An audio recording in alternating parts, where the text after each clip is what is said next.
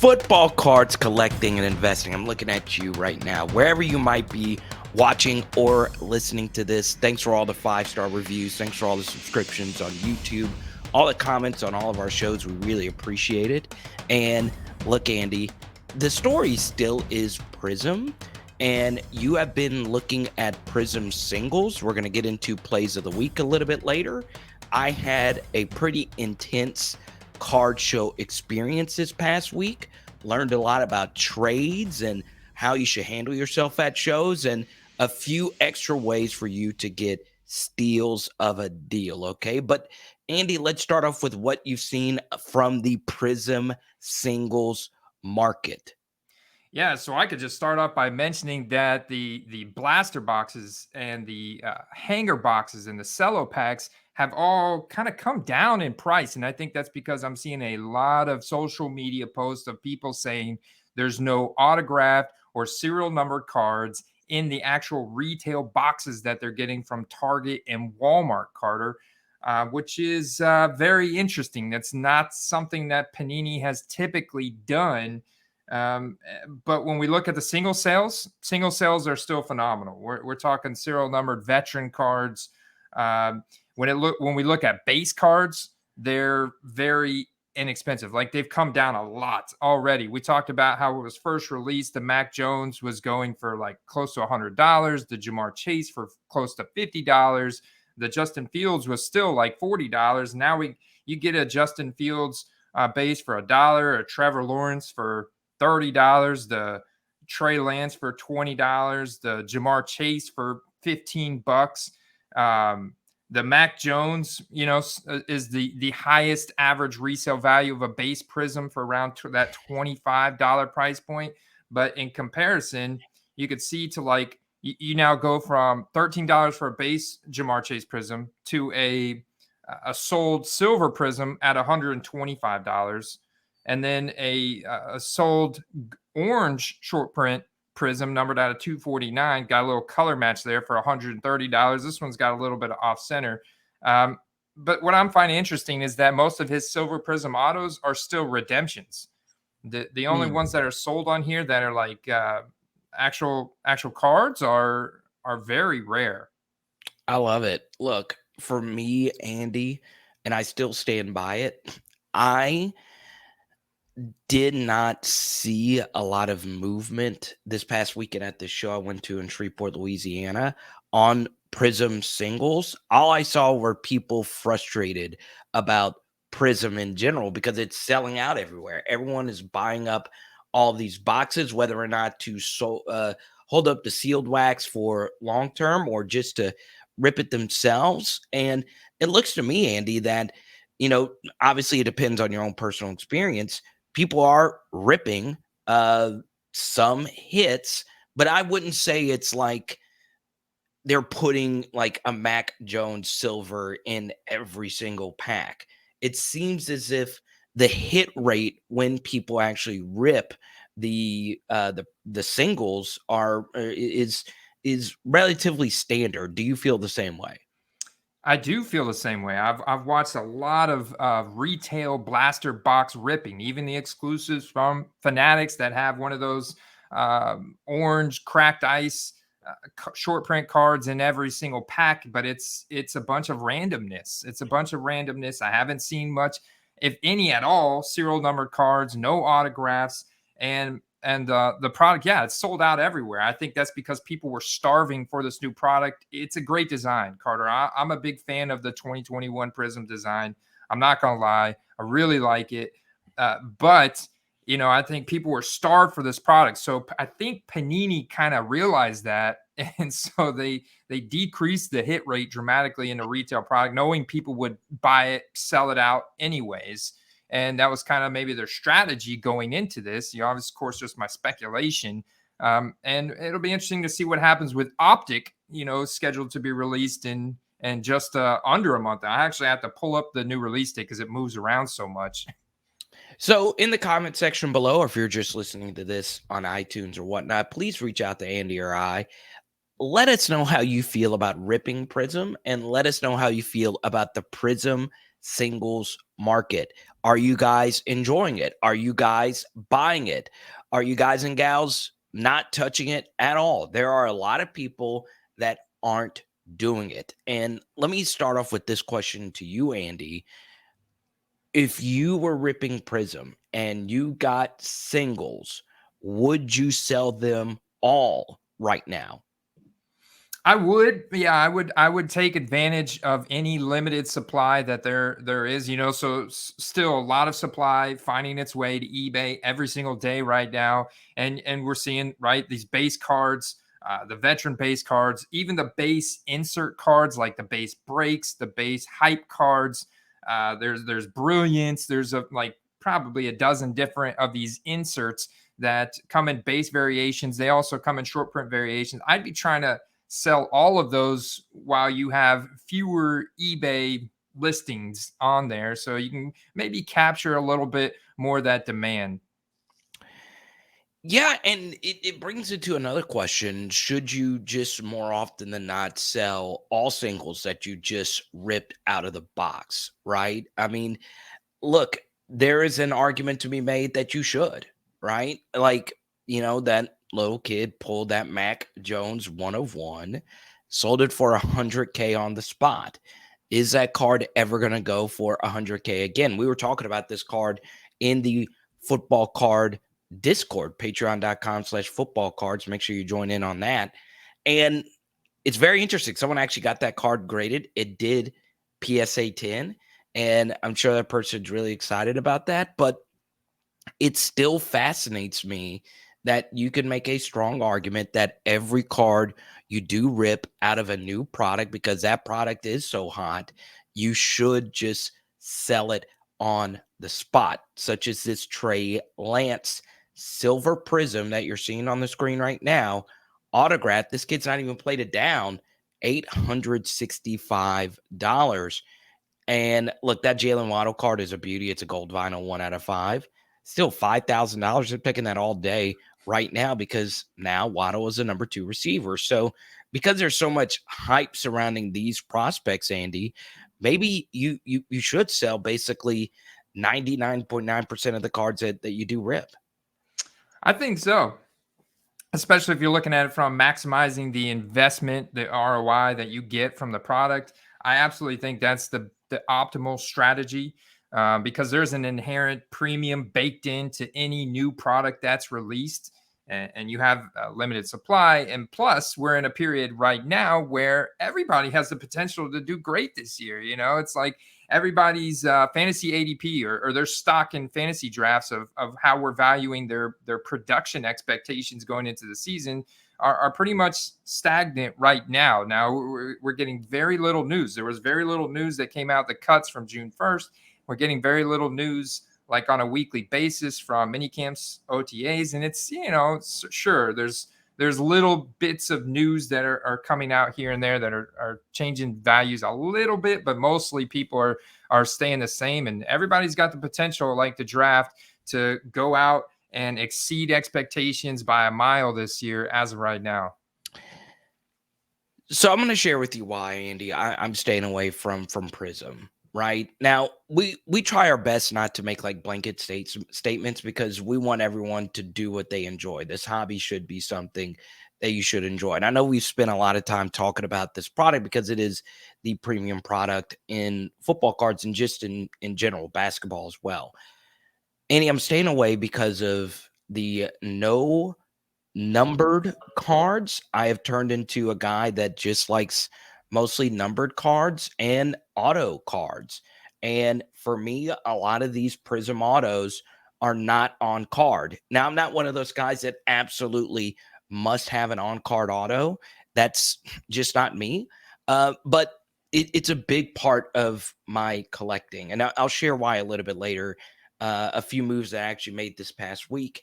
That's why I'm staying away from it, because when I see big sales now, the sales that we're looking for, Andy, like the sales that feature these $1,000 sales off a $300 card or $500 card, that's where I've personally had the most success.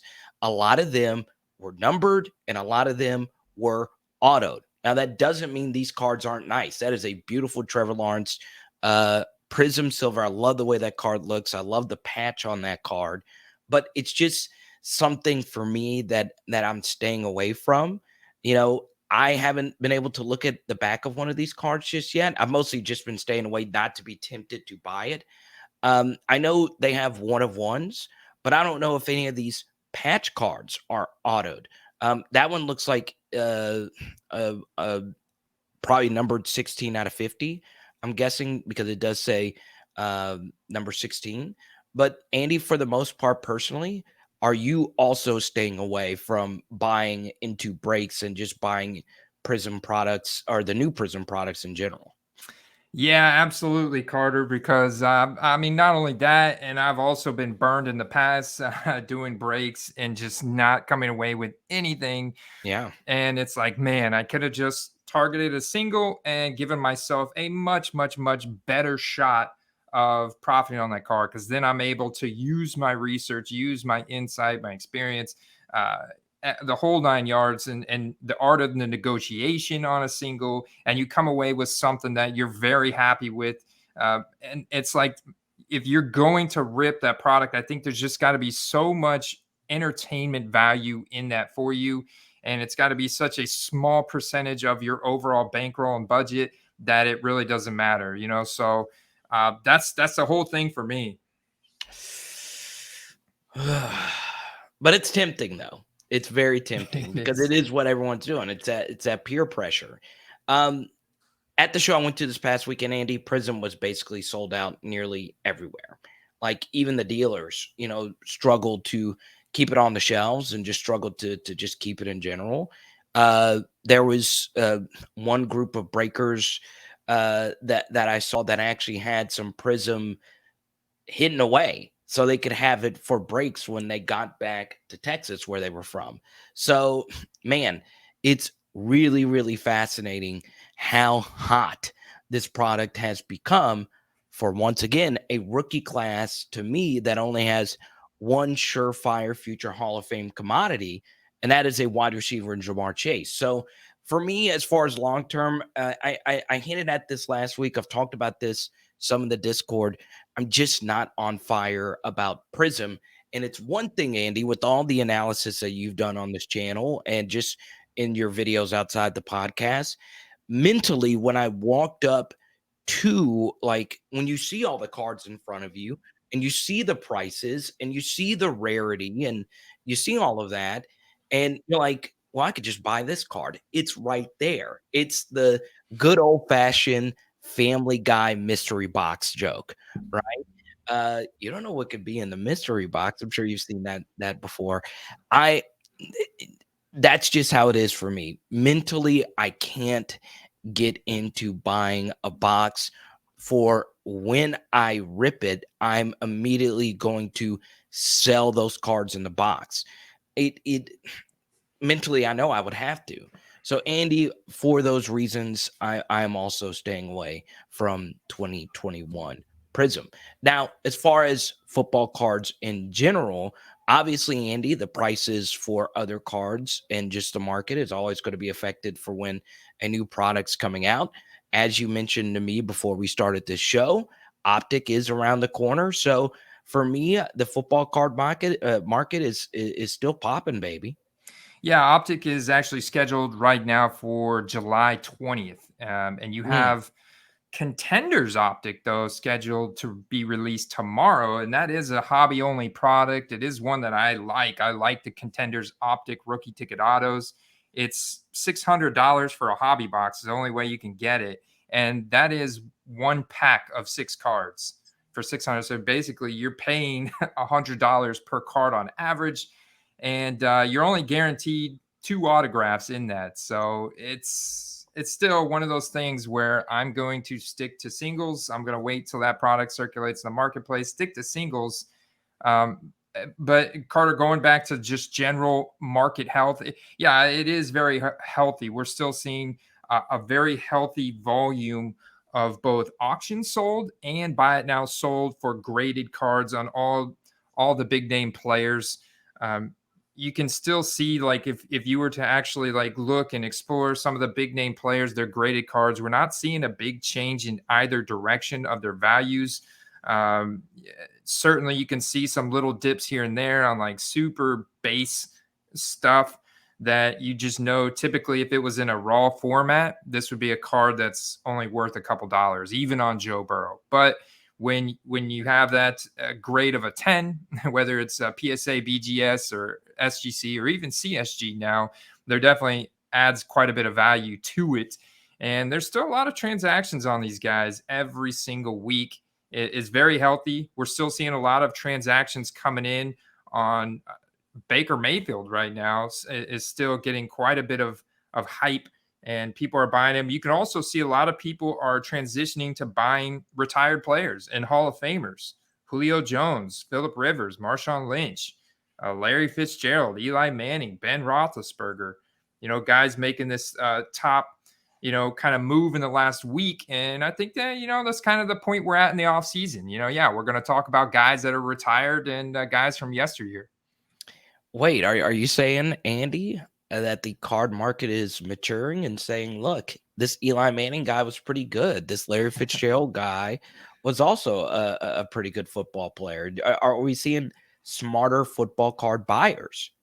We absolutely are, and that's the point that we're in the off season. I don't think that it's necessarily a permanent evolution or maturity, but I think it is, somewhat. It gives people, especially if they're new, this point in the off season, it gives them a chance to research cards from retired players, Hall of Fame players, players that are still relevant as well. Whether they're creating content or on TV and stuff like that. And but when the season rolls back around, obviously most of us are going to shift our focus back to the active players and how performance is going to recalibrate the prices of their cards. Mm, mm. I love it. And as someone that is a buyer of a recently retired player in Drew Brees, I like that people are becoming more interested in these types of cards. Once again, it goes back. Would you rather get a really, really rare Drew Brees card for $300? That's something I did recently. Or would you much rather spend that on 2 Prizm mega boxes just for you to rip 1 silver Kenneth Gainwell rookie? It honestly just comes down to your philosophy. If you like that, you go right to it. One thing I found to be pretty interesting, Andy, and I want to spend some time talking about, some of these middle tier quarterbacks. Kind of shocked some value in Kyler Murray. I am a big, big Kyler Murray believer. And I, in fact, made a big play on a Kyler Murray card this past weekend at the show. And I'll get to it in just a second of how that deal went down. But I like Kyler Murray a lot. I know Derek, who is in our Discord, is also a Kyler Murray believer. I think there is some good opportunity there for this guy in a weaker NFC to, even without DeAndre Hopkins, have a really good year. Yeah, he's definitely got the athletic potential, right, Carter? I think the only thing he's lacking is that that leadership persona, just emitting more of that positive energy. The little things that Joe Burrow does, that Tom Brady does, that make them such a household name, make them such a superstar in the NFL. Even Aaron Rodgers has done this a little bit more as of late, as he's grown older and wiser. And certainly guys like Mahomes and stuff, they do it a lot. We see it a lot. Just smile a little bit more, Kyler. Like trying to emit some more of that positive energy. I think that would go a long way to him becoming more of a household name nationwide and taking his rookie cards to the next level. And obviously, of course, winning and being a number one quarterback and all that stuff goes a long way as well. Man, I just don't get it. I just don't. So this was a big play that I made this weekend, Andy, and I want people to flame me in the comments all they want. I'm holding it up right now. This 3-color rookie patch auto limited out of 49. So I saw it and I walked around for a while and I used some of the tips that people gave us a few weeks ago when you were going to go to a card show. So I looked at all those tips and one thing Um, and I'm not sure if I saw it in that comment section or just in general or watching other card vlogs, was if you're able to scan the entire room, do it as quickly as you possibly can so you could see what all you have to work with. Um, I actually didn't go to one table. For some reason, I just didn't stop by this one table. It was there was someone, doing a deal or something like that. And that table ended up being the best table. Like they had like some short print Tyrann Matthew cards that I was interested in. It was the only table. So always if you can, when you go to the shows, try and see if you can go to all the tables just to see if there was something that you liked. And I saw that Kyler Murray card and I was like, man, I'm interested to see what he can move that for because I know the Joe Burrow versions of this limited card went over $1,000. So I was like, okay, this Kyler Murray card is going to be pretty expensive.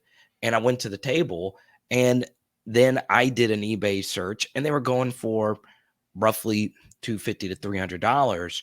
This guy wanted $300 for this card. So long story short, to get the deal done, he threw in a Russell Wilson, just regular base tops rookie, and a Zion Williamson base top rookie. And Andy, let me know. Do you think that was too much for these cards? It was, just your typical tops Russell Wilson and Zion Williamson base rookie card. I know we're not a basketball channel, but I was trying to get as much value out of the deal. That was something that he was willing to put in there. He wasn't going to go below 300. He honestly wanted 350, I believe. And it's very interesting. I think I walked out like a bandit. What say you?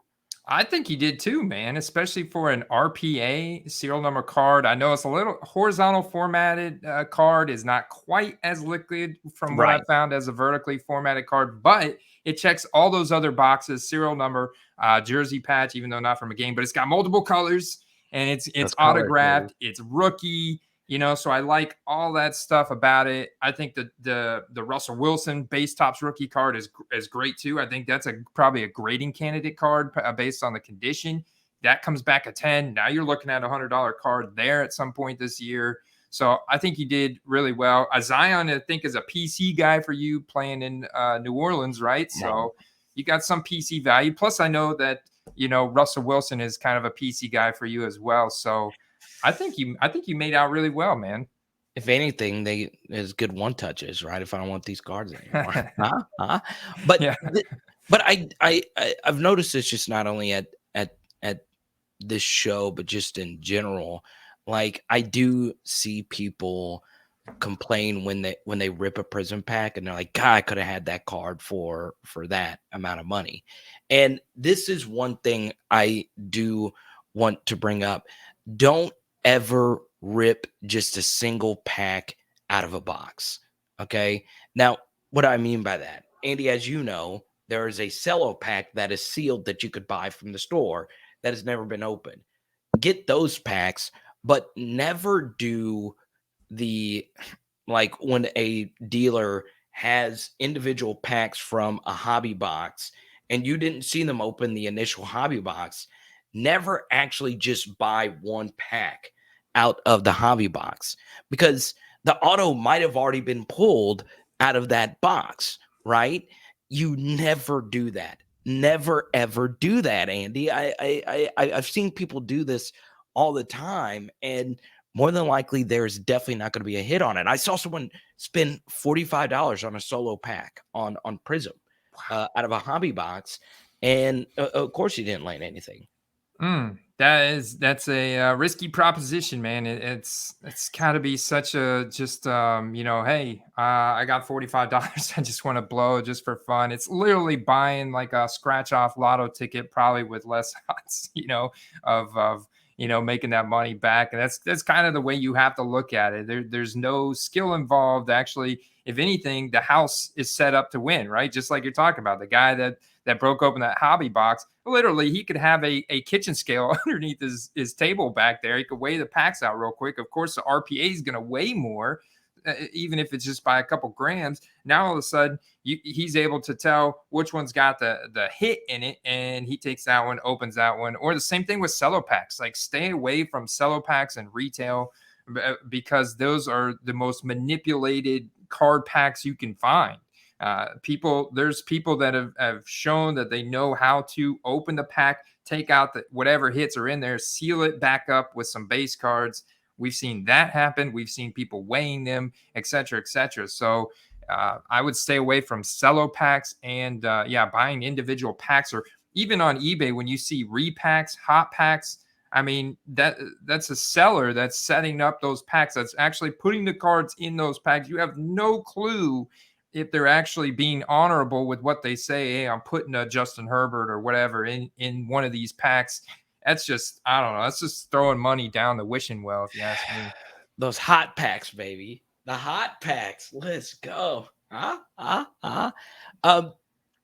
but yes, I'm fully into Kyler Murray. That was actually going to be one of my plays of the week, but I went on ahead and spoiled it. Andy, before we get into plays of the week, is there anything else that really stood out to you over this past week in the hobby market? Yeah, man, I've been really excited to find some really juicy auctions that have been ending on a daily, nightly basis. Now, there is quite a bit of competition. Like, we were watching a ton of Michael Pittman Jr. auctions on Sunday, and we were watching some Rashad Bateman auctions, some AJ Dillon auctions, and just some of our favorite skill position players. And we are like, man, these prices are fantastic. We're all following them in the Discord server. And when it came down to the final minute, here comes the competition flooding in.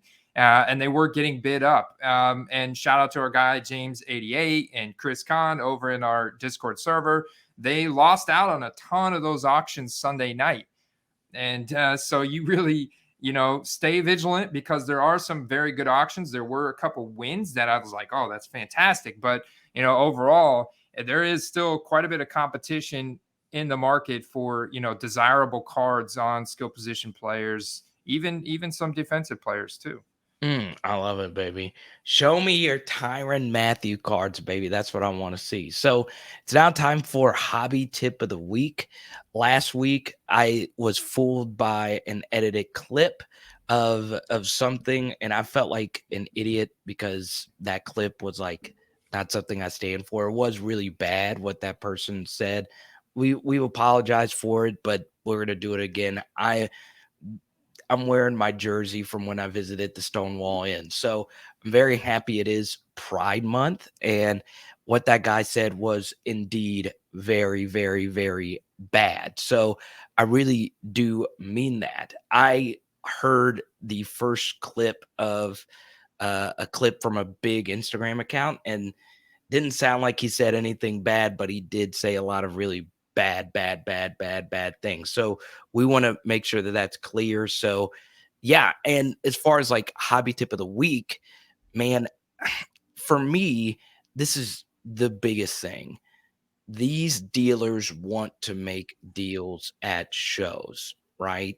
So bring cash and be ready to talk business. Okay. Now, Andy, there are a lot of people when it comes to football cards. For this hobby tip of the week, I want this to be crystal clear. Some people view this as just a business. Okay. They don't care about your feelings. They don't care about your PC. They don't care about any of that. They don't care if a card is being sold to someone that really wanted that rare version of a card. It's a business. I met not one but two of those dealers this past weekend. And what was funny about it, Andy, they were the nicest people in the whole building. Not nicest people, right? They were the ones that were also most willing to buy from me. Okay. I almost closed a deal with one of these dealers. He was asking for way less than $100 for what the lot was actually selling for on eBay. And he even said that. And he said, hey, I know I'm lowballing you here, but this is giving me extra room. Here's the cash right here. You could take it. And he would be having a steal of a deal. It's very tempting to do it. Sometimes you probably should do that and just take the cash so you don't have to worry down the road getting the actual full value and shipping the card and all of that. That's how those guys make money. It really is for, setting up, they get a lot of these straight up cash deals. So understand that, right? This was my first show I went to in a very long time. Okay. Some people are in this strictly for business. Don't get your feelings hurt about that. And even people that are diehard collectors, they're also in this for the business. It's nothing personal. So don't take this personal because, Andy, there's a lot of money at stake here. I've heard this from several people that there is a lot of dealers at shows that want to buy. And so I would absolutely come with your case, your cards ready to trade or potentially sell, or even bring some sealed boxes if you want to move those and make some cash transactions, make some deals. Yeah, that's a fantastic tip, Carter. Yeah, and look, it's kind of disintegrating when you hear someone say, "Yeah, this is just a business for me," because it's more of for business than us. But here's the thing, Andy: there's some people that watch our stuff and listen to our stuff, and they're only looking at it as a business as well. So don't take it personal if there are some people out there that feel this way. Now, Andy, do you have a hobby tip of the week? Yes, yes, and business can be fun too. So you can mix the two together. I want to shout out a guy that's kind of done that. And this product, this company was introduced to me by shout out to Jonathan Taylor Cards in our Discord, our Patreon, and the community. Shant over there, kurtzcardcare.com is a pretty new company, but what he's doing is absolutely fantastic. And we're not affiliated with him whatsoever, but what he's able to do, I would absolutely go follow him because he's got card cleaning products that is taking people's surface issues and removing them and helping them get tens on these cards.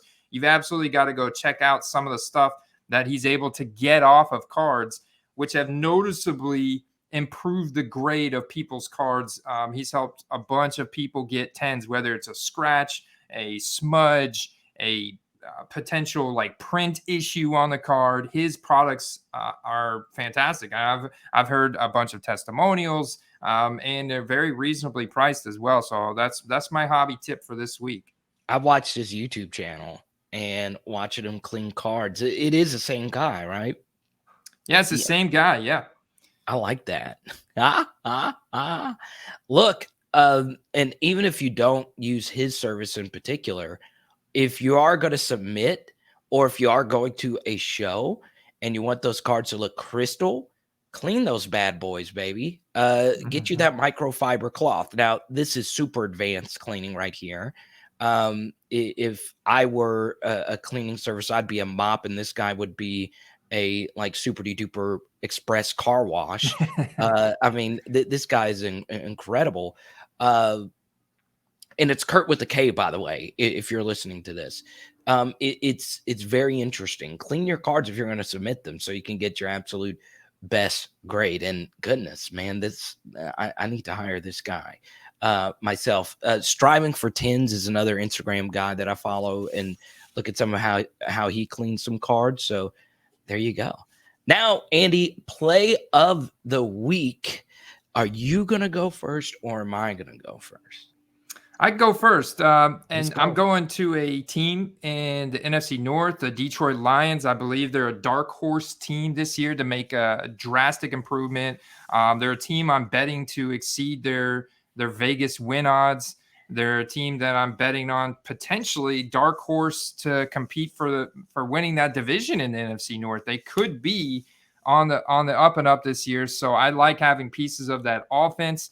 And I like TJ Hawkinson on the offense as a tight end weapon. I mean, he's one of the best tight end prospects we've seen the past several years. He's still really young, incredible receiving talent, receiving profile, fast, explosive, good hands, big wingspan, the whole 9 yards. I think that the Lions are going to be very competitive this year. And so and from what I've seen, like his prices are still very favorable. And he's definitely going to be one of their main receiving options in the offense. And so that's my play of the week.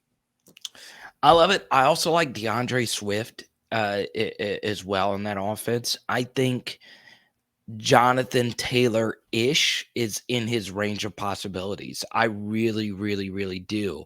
Especially in Detroit, where Jared Goff, I believe, could be a check down Charlie.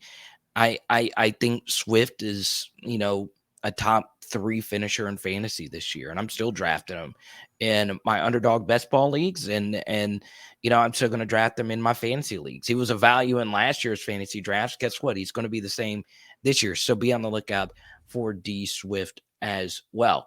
Now, for me, Andy, if you go look at Vegas win totals and all of that, you can see which teams Vegas actually likes a lot. And one of those teams is the Baltimore Ravens. Okay. So I'm going to give you 2 players on that team. You mentioned Rashad Bateman a minute ago. I'm Mhm. not as high on him as others, but the others are very smart fantasy people that love them some Rashad Bateman. Now, I have a lot of his college cards, a lot. But for me, Andy, what really makes Bateman interesting is there's not much target competition for him outside of Mark Andrews at tight end. And I think this year teams are going to try their best to see if Lamar Jackson could throw to the outside more than just allowing him to kill you with his legs. So I like Rashad Bateman's physical profile. And as a semi play as well, take a look at potentially Lamar Jackson if you can get a really good deal. This is a guy that's already won an MVP. This is a guy who, by the way, has one of the best head coaches in the NFL, and his team was as unhealthy as a team could be last year. So for me, Lamar Jackson, if you can get an auction at the absolute right price, I think that's a play. This is an MVP. You're talking a minute ago about Kyler Murphy's star quality and the personality and all of that. Lamar Jackson's a superstar personality. You can't go anywhere and not see a kid wearing a Lamar Jackson jersey. It's truly incredible what that guy has as far as a fan base as well. I still think there is room for him. Now, there are some of his super rare things that are already really highly priced, but still, Lamar Jackson's still very young, and I still think he's going to have a big year next year. Yeah, he's got so much standalone value too, Carter, with his rushing ability. I mean, we've seen him evade 4 or 5 guys in the pocket and defenders and rush for a 50-yard touchdown in that playoff game against Tennessee last year or the year before. Slipping my mind, but yeah, his rushing ability is just insane. He does some seriously special things on the field, but he's still gonna have to throw the ball this year, and he's gotten better as a thrower. He obviously had a down year last year, but the year before, like, I mean, the guy can throw the ball, especially like over the middle, deeper down the field. He can absolutely throw the ball. So I like that Rashad Bateman play. We talked about Devin Duvernay last week, and got Bateman and Lamar Jackson this week. I like the Ravens this year to exceed expectations, man. And his card values are down, so I like the play. And think about it this way as well. You look at the Ravens division. We don't know what Deshaun Watson situation is going to be with the Browns. Mhm. A lot of people are expecting regression with the Bengals, and I hope that doesn't happen. Jamar and Joe are my guys. Um, but I could see some regression happening with Cincinnati, and the Steelers just aren't a good football team right now. I know they signed Minka Fitzpatrick to a deal.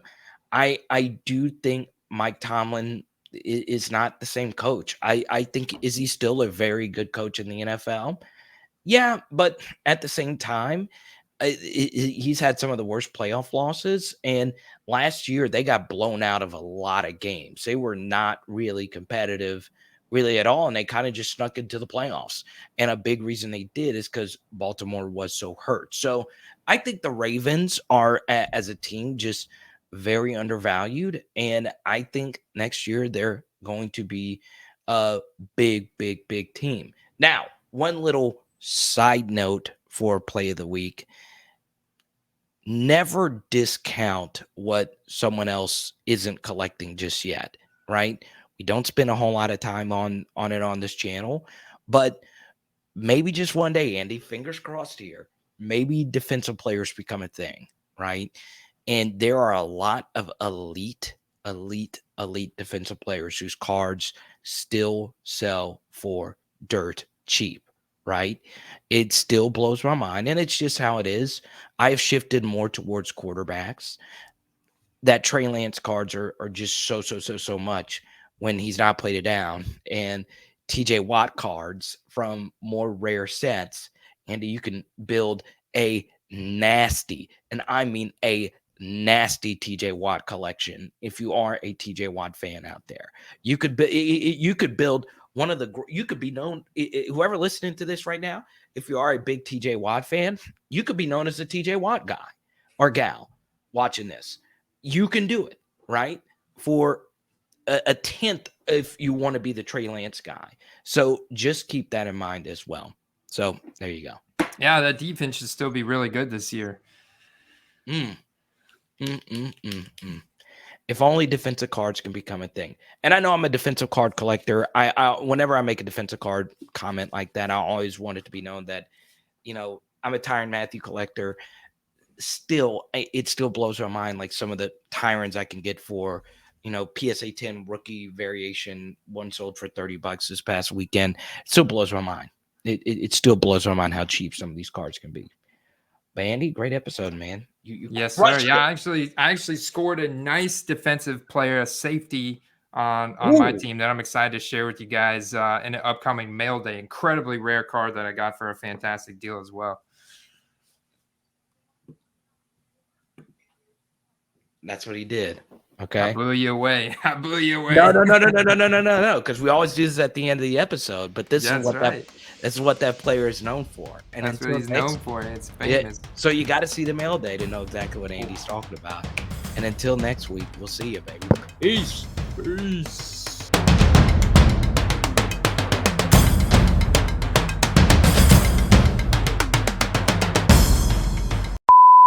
I think this is the earliest we've ever recorded. Well, it's the best time. It is, man. Brains are fresh before all the challenges of the day begin, right? So what do you normally eat for like breakfast and stuff? Like, do you?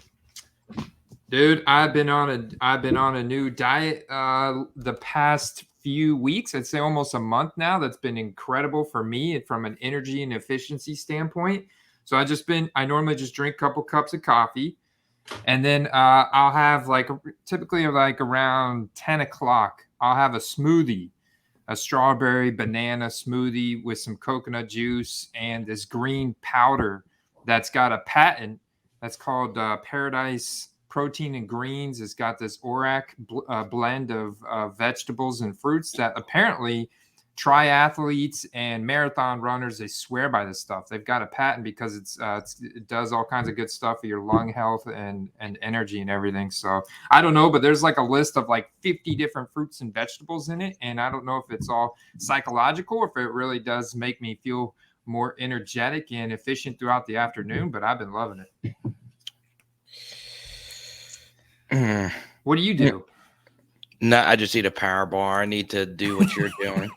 You said vegetables and fruits? Oh yeah, there's all kinds of vegetables and fruits. I'll send you a screenshot of it. I was talking to Brandon about it the other night. Yeah, I'm looking at all this. This Baker, I don't know how this happened. I don't know how I overlooked this. This Baker Mayfield card that I traded for at the show for the Jerry Rice PSA 8 in this Chris Paul game worn jersey. I don't know how a sealed card has a ding in the top right corner, but I didn't see it when I traded it, but I still think it's going to sell.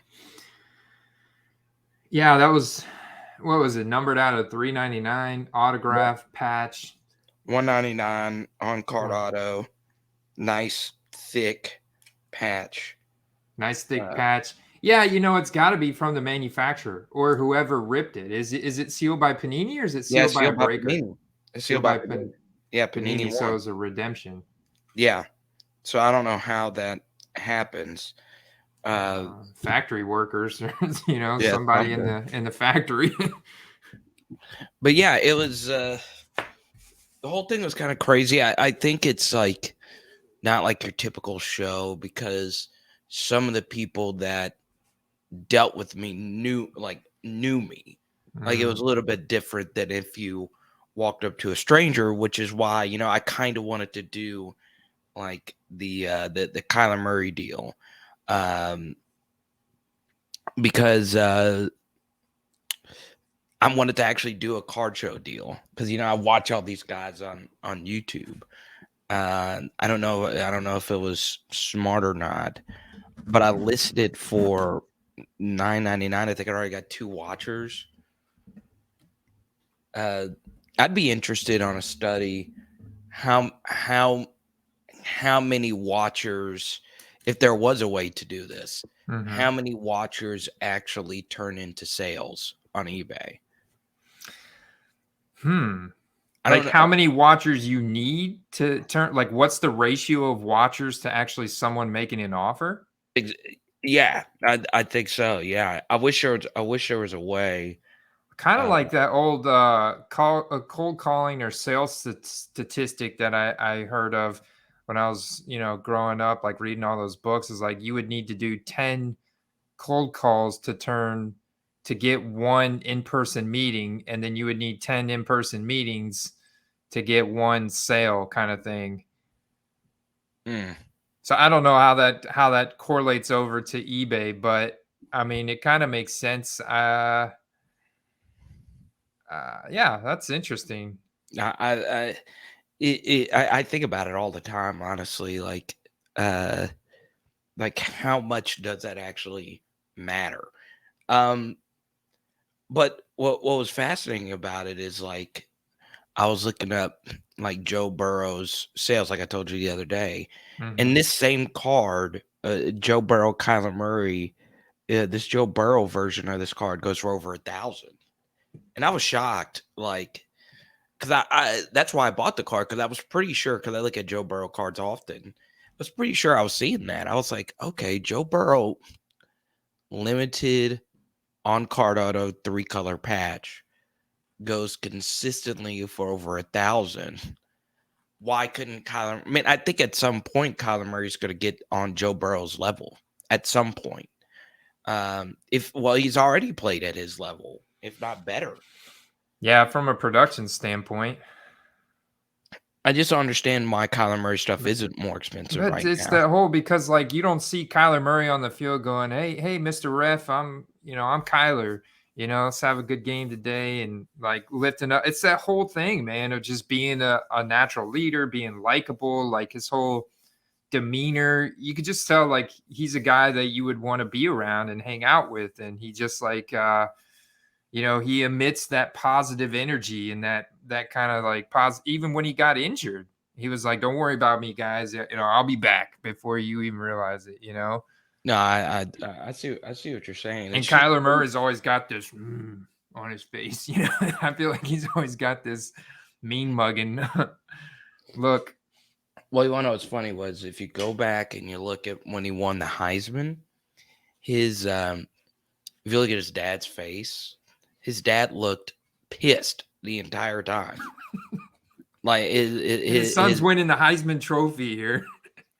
the entire time, his dad looked furious. But so that's gotta rub off on his son. I'm guessing. I mean, the apple didn't fall too far from the tree. yeah, I don't.